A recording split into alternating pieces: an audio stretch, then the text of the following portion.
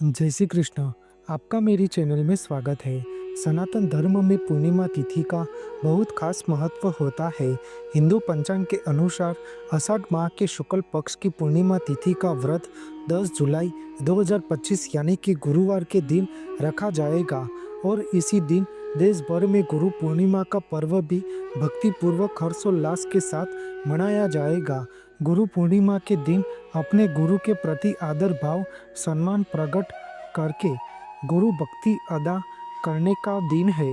आषाढ़ पूर्णिमा की यह पावन तिथि हिंदू धर्म में विशेष महत्व माना गया है।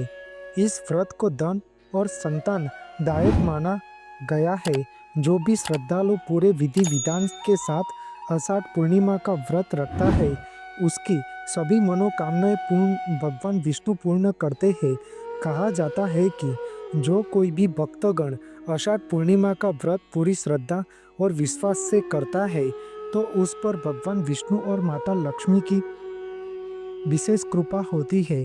धार्मिक मान्यता के अनुसार पूर्णिमा की तिथि पर भगवान सत्यनारायण की कथा वार्ता का विशेष महत्व होता है। इसी दिन घर पर ही स्वयं श्री सत्यनारायण की कथा वार्ता का श्रवण जरूर करना चाहिए।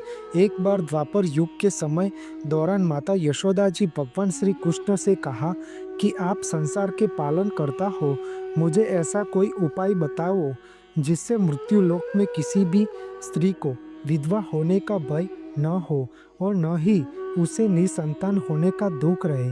तब भगवान श्री कृष्ण ने अपनी माता यशोदा से कहा कि सौभाग्य प्राप्ति के लिए हर महिला को 32 पूर्णमासी तक पूर्णिमा का पावन पर्व व्रत करना चाहिए। इससे संतान और सौभाग्य की रक्षा होती है।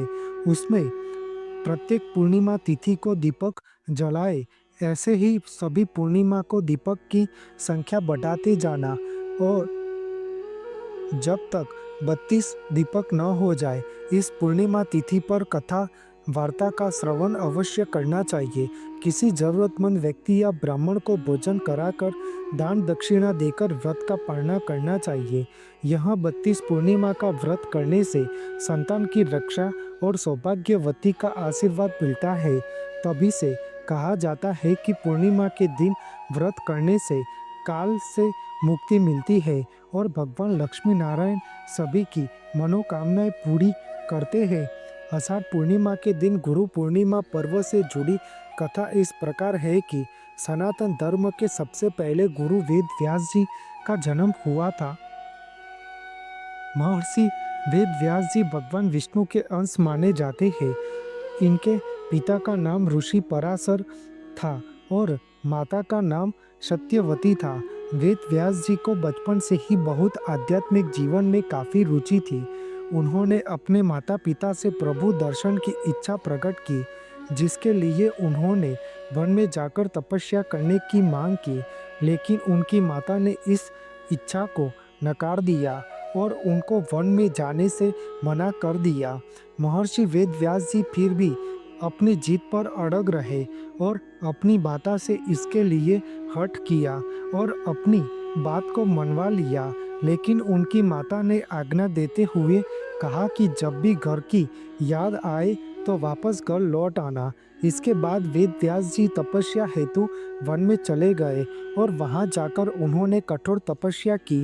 इस तपस्या के पुण्य प्रताप से उन्हें संस्कृत भाषा में निपुणता हासिल हुई। इसके बाद महर्षि वेद व्यास जी ने 4 वेद का निरूपण किया, साथ ही महाभारत, 18 महापुराणों और ब्रह्मास्त्र की रचना की। इसी के साथ उन्हें अमरता का वरदान भी प्राप्त हुआ। ऐसी मान्यता है कि किसी न किसी रूप में महर्षि वेद व्यास जी आज भी हमारे बीच में उपस्थित है। इसलिए हिंदू धर्म में वेद व्यास जी को भगवान के रूप में पूजा की जाती है और गुरु पूर्णिमा पर इनकी विधि विधान से पूजा की जाती है। इसलिए आषाढ़ पूर्णिमा का व्रत गुरु भक्ति, भगवान विष्णु और माता लक्ष्मी की पूजा के लिए महत्वपूर्ण है। यह व्रत पुत्र प्राप्ति, धन प्राप्ति और मोक्ष प्राप्ति के लिए भी लाभदायी माना जाता है। बोलो श्री हरि भगवान विष्णु जी की जय। आपको मेरी यह माहिती अच्छी लगी हो तो मेरी चैनल को लाइक, शेयर, कमेंट, सब्सक्राइब करें और बेल आइकॉन को दबाना ना भूलें। जय स्वामीनारायण।